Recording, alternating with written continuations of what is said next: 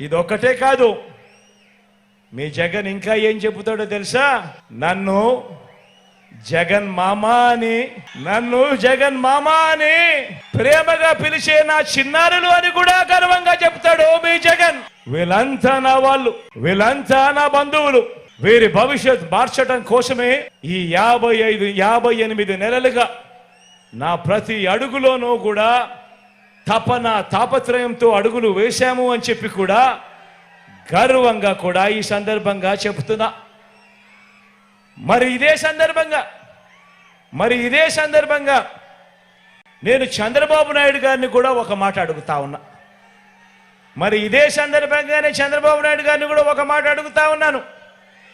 అయ్యా చంద్రబాబు, నువ్వు 14 ఏళ్ళు ముఖ్యమంత్రిగా చేశావు కదయ్యా, 3 సార్లు ముఖ్యమంత్రి అని కూడా చెప్పుకుంటావు కదయ్యా. 14 ఏళ్ళు సీఎంగా చేశావు, 3 సార్లు ముఖ్యమంత్రిగా కూడా చేశానని చెప్పుకుంటావు. మరి నీ పేరు చెబితే కనీసం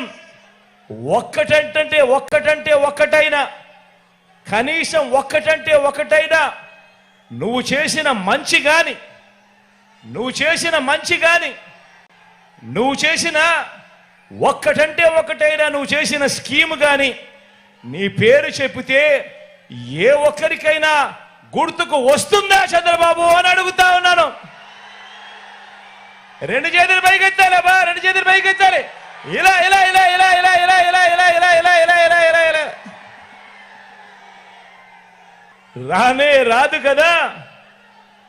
రానే రాదు కదా.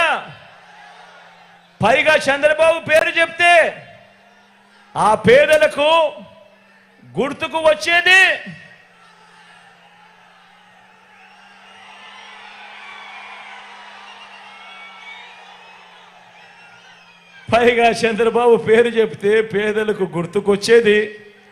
వెన్నుపోట్లు, మోసాలు, అబద్ధాలు, కుట్రలు, కుతంత్రాలు.